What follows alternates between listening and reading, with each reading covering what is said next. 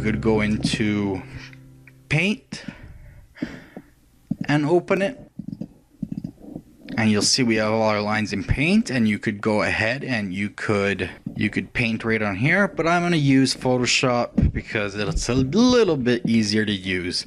You could also use the GIMP or Paint.net, but I suggest that you do use something that supports layers, because we want to use the lines that we saw as a guide, but we don't want them in our final image. Otherwise, we're going to have lines on our model. So I'm going to open it up. So when we open it up, we see we have a transparent background with the lines of our object outlined. So let's create a new layer that's white, just so that we can see our lines a bit better. New layer, okay, perfect. So I want to bring that below our UV layer. I'm just going to paint it white. I'm going to fill it white. There we go, that's easier to see. And I'm going to rename our UV layer. I'm just going to call it UVs. So now let's create a new layer. And this is where we're going to do all our painting. So let's call this Painted layer. And it should have a transparent background, but it doesn't really matter. Anything that you color outside of the lines, anything that you color outside of the lines won't show up in your render. So if you have an image and it comes out to here, that doesn't matter. It will only use what's inside the lines. So that's why we're going to use these lines as a reference. So remember that these were our four sides of our box, and this was the bottom, this was the side of the triangle, this was the other side, and these were the front and back of the triangle.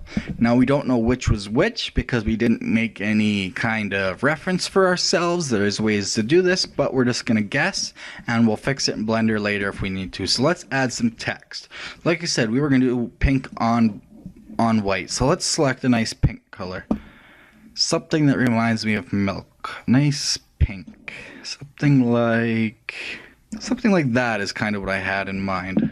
So I'm going to add on this face, which would be the front face, I'm going to say milk. And these are the side faces. I believe this is the back one. I'm going to go, just going to pick a simple Arial. I'm going to go to a smaller size, say 14. Nutrition info. And then we could add some little details if we wanted. Basically, you can get as creative as you want.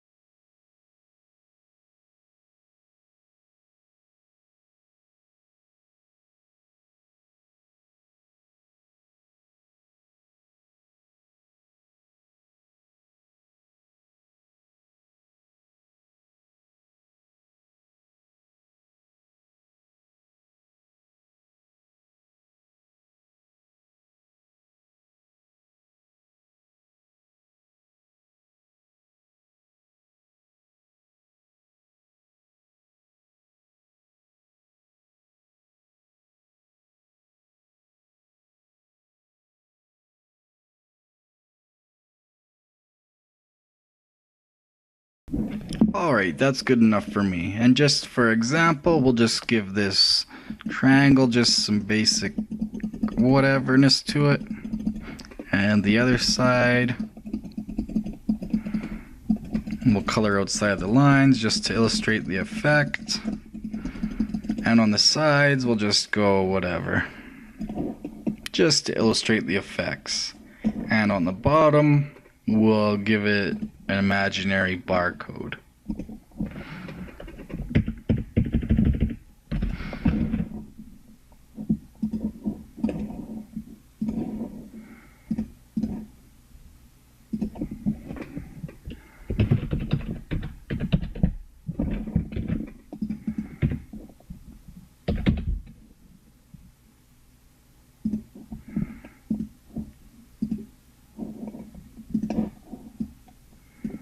Perfect. All right. So now all we have to do is make sure we delete or hide the UV's layers so that those don't show up in our image. And now we just need to save this. We can save right over it, but I suggest that you save it again as PNG format. Save it as something like milk container UV underscore, now either col, which stands for color, or diff, which stands for diffuse. Those are both industry standards. They both mean the same thing, and so that's what I would do. And things like bump maps, normal maps, specularity maps, displacement maps, they all have their own capitalized acronyms that are the same way. So I'm going to save this as milk container UV underscore for diffuse.png. Save. The smallest size, great, whatever, save it. Good enough. Alright, now back into Blender. So now, to make that appear, we can get rid of our UV image editor. So now to make that appear, we need to get a little more advanced. We need to use our material. So, to do this, we need to change from Blender Render to Cycles Render. And then we need to click on Use Nodes. So our color is going to be, well, our color doesn't matter, but what we need to do now is we need to split our window again from this one right here, and we need to turn this into the node editor. If you haven't used the node editor, it's very easy to use. I will show you right here how to use it in its basic form. Let's turn this into rendered mode or texture or material or something so that we can see what's going on. So diffuse, you can see here before as we change the color, it will happen here. Okay, let's go into not texture, material. You can see I can do the same thing here as we did before. We can change the whole color, but the color doesn't matter. I'm going to leave it lime green. What we need to do is we need to add in our image that we just created from our UV map. So to do that, we go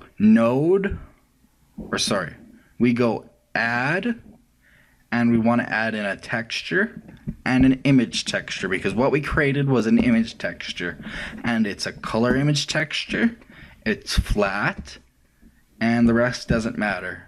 So let's open it up.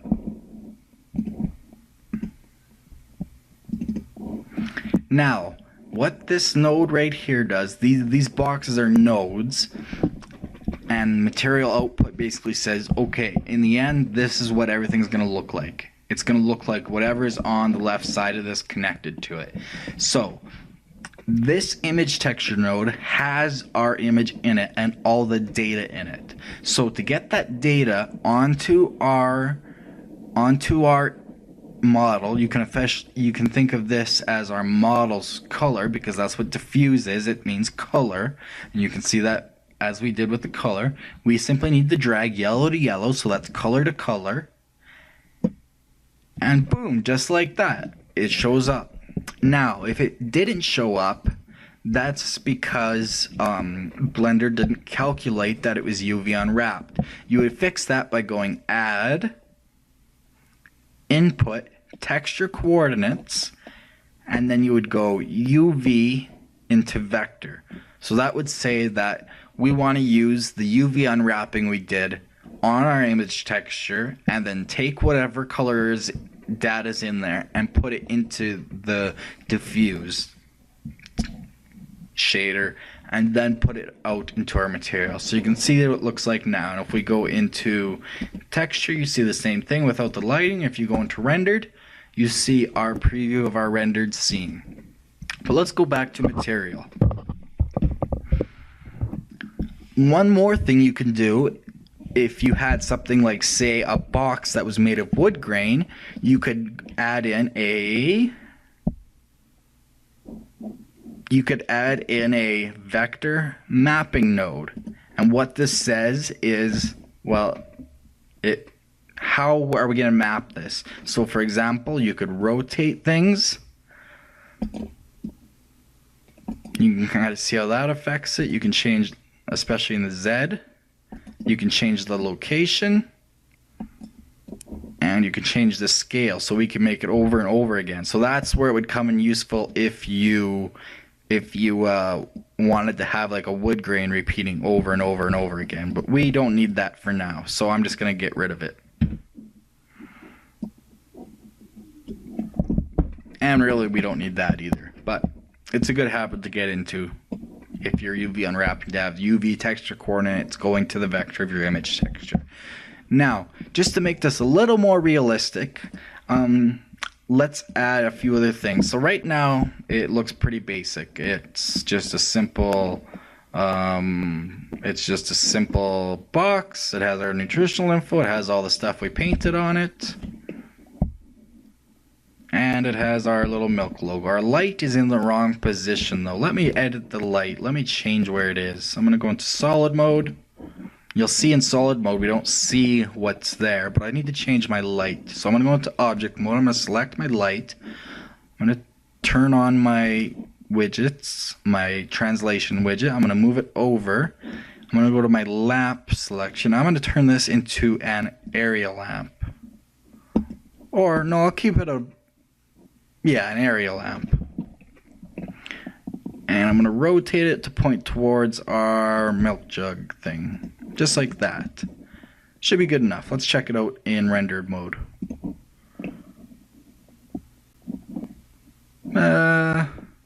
Point, sun. Yeah, sun will work for me. That looks pretty realistic. Gives it some nice soft shadows and stuff. So yeah, I'm happy with that. But milk containers don't look exactly like that. So if we select milk container again, in our node editor we have all these things. Let's add a little more to add some interestingness. So let's go add shader, mix shader. What this node does is it mixes different kinds of shaders.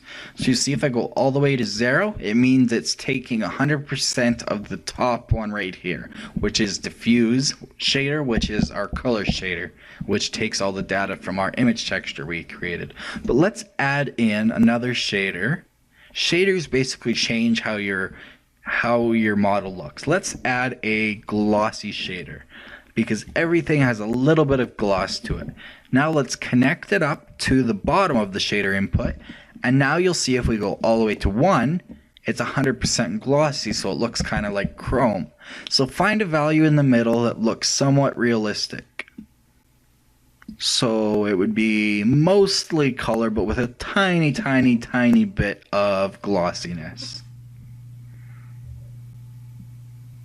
So there's not much to see here, but you can kind of see the floor reflecting onto it. It's a little bit glossy. And if you changed it to something like sharp, you can get different results. You can turn the roughness down to 0 to make it really reflective. Like see there, it's 100% reflective because we turn the roughness down to 0. A roughness of about 0.62 is my favorite. Again, sharp is like completely chrome reflective, but Beckman and CGX do about the same thing. They're your average shader. So yeah, change the factor of the mix shader to get the look you want. So you want a little bit glossy, but not 100%, because it is cardboardish, but it does have a little bit of that kind of coated look to it. So that is the basics of it. We could make our scene a little bit more advanced. We could give our floor a material. We could call it floor. And we could do the same thing over again. We could UV unwrap it. We could make some sort of floor, or we could just give it a basic, say, brown color.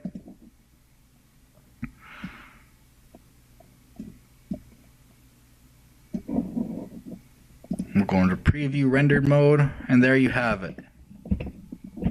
That's the basics of it. So now, since this is our first render, I'm going to get rid of this by using this little arrow again and dragging down to get rid of that. Let's go into object mode first, or material mode, sorry. Let's go to this tab right here, the photograph tab. That's our render options, and let's first select a camera angle. So to do that, select your camera, that's right there, and press numpad 0. That will bring you into your camera's view. So this is what your render is going to see. We don't want it to see that. So let's press G. That will grab it. Or if you want to do it manually, you can just use the widgets like we have been, but it's easier to do it this way, to press numpad 0 and to grab it where you want it with G, and to rotate it how you want it with R. And then you can rotate along a certain axis by pressing X, Y, or Z. And rotating it, you have to remember it's rotating around that axis. So if I rotate it around the Z, it's as if I was rotating around a pole. So you got to think a little bit outside the box when there. And a quicker way to do this is to hit Shift F for fly through mode. It's kind of like a first person shooter, and get a nice angle that you want. Let's say we want it looking kind of right up at it. Make this milk container look really impressive. I don't want to go through our floor, but something like that. Now, since this is a tall object, let's go into our camera settings. That's this camera tab right here. And let's change the focal length from 35 down to 16 millimeters. Whoops, not 1, it's 16. That will change the perspective amount. And now we can go Shift F and we can go in a little bit closer. You can see the controls for fly mode at the bottom. And then you just click and it's going to be right there. Another thing you can do is you can move your view in any way, and you can press Control Alt numpad 0, and that will set the camera there as well. So that's another way to do it. And then you can take your camera again and you can grab it, you can do whatever. So that's the easier way to do it. So play with your focal length, whatever. There's a few camera presets. If you actually own one of these presets, you can get that. And that's basically all there is to it. You can also focus on a certain object. So we would focus on our milk container, for example. And then if we had other objects, they would be out of focus. But that's more advanced. Back to render settings. So now we want to render it.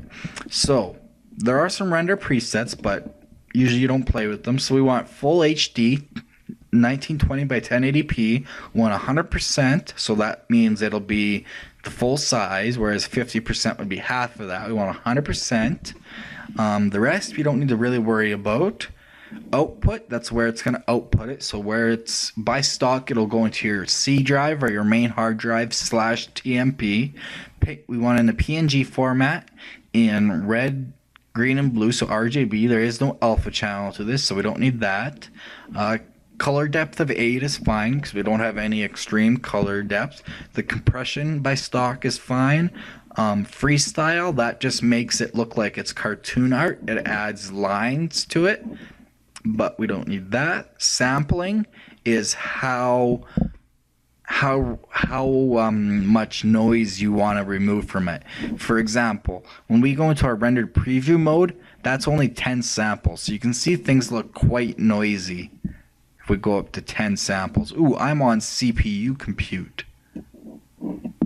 If I go into my user preferences, if you have an NVIDIA graphic card, you'll see you have CUDA available to you. If you enable that and choose your video card and save that, it renders way faster. So this took 7 seconds to render with my CPU. If I change that to GPU, it renders in 1 second. So look how much faster that is. So back to the samples. You want to turn it up as high as you can manage. So around 100 is generally good for just basic renders. You'll see now that it takes 9 seconds to render 100 samples, and you can see now how we've got a little bit more realism. You can see how, since we made this slightly glossy, it's reflecting a little bit of light back onto the floor. And the more samples you go, the less and less noisy it gets. You'll see if I zoom way in, you'll see it changing with every sample that it goes up. You'll see it gets more and more realistic. And again, you can let it go as long as you want, but we're going to set it to just 150 samples for now. Now, the preview is just for something like this where we're previewing it, but for render, you want to set it to your highest level that you want. So we're going to do 150 for render as well. But for preview, we're just going to leave it on 10. The rest you don't really need to worry about. Volume sampling, light paths. Light paths you can turn off. Things like reflective caustics. You can see the difference there. It gets rid of that reflectiveness. Refractive caustics we have none because there's no transparent or translucent materials, so that'll make it render a bit faster. You can see with it off it's 1.30 seconds. With it on, it saves us about 0.3 of a second. So we can turn that off, and you can go full global illumination if you just want 100% full illumination, and that affects it not at all. But yeah, basically the presets are completely fine. Motion blur is for animation. Performance, usually it's fine. You want it to auto detect the number of threads. The rest is all fine.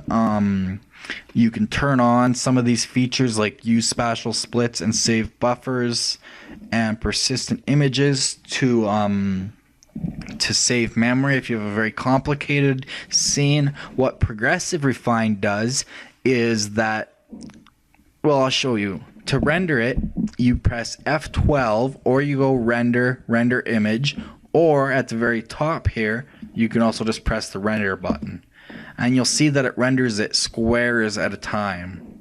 Let me just cancel that. What progressive refine does, let me turn it on, is if we go and render it now, so what that did before is it rendered each square to our samples that we decided on, which was 150. So it rendered each square to 150 samples.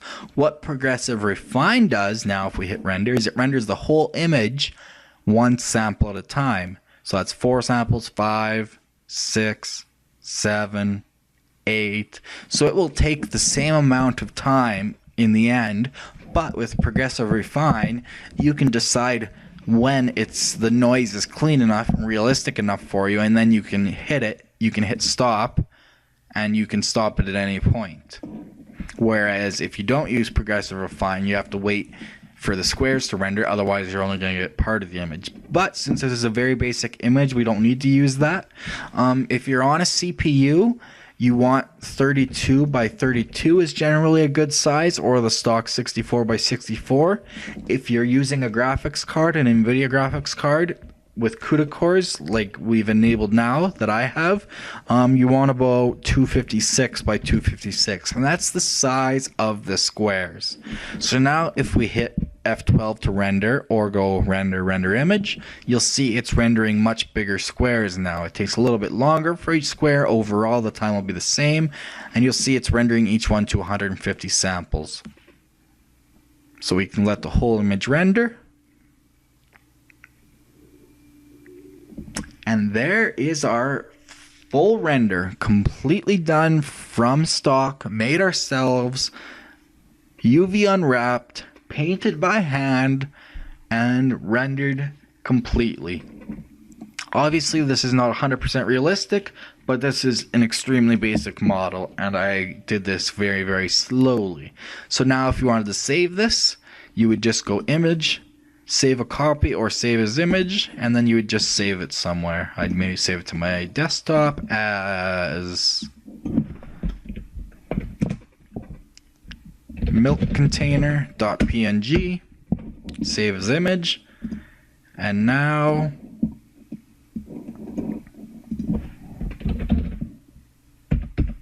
I can take this image, I can send it to my friends or whatever, I can post on Facebook, I can do anything I want with it. It's now a rendered image.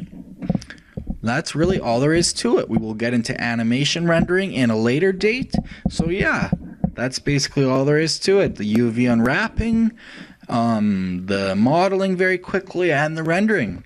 I hope you learned something. Thanks for watching from the team here at BlenderTech.com. Again, that's BlenderTech.com. If you enjoyed this video and learned something, please like it and don't forget to subscribe for more Blender, Unity 3D, and programming videos. We're now on Twitter at twitter.com/blender_tech, so that's at blender_tech, and Facebook at facebook.com/blendertechpage, all one word. We now offer hard copies of our videos, so if you'd like a copy to download on your computer to watch later and you don't have a YouTube downloader, just let us know and one of us will upload it to our server for you to download. If you dislike this video for some reason, don't just hit the dislike button and leave. Instead, leave a comment or email the team at info@blendertech.com about what you did not like or what you did like. We do like positive comments too. We also take requests for tutorials, so let us know what you want or want more of. Any kind of input will allow us to create more and better tutorials and videos in the future from this point forward. See you next time. Remember our motto, create your way.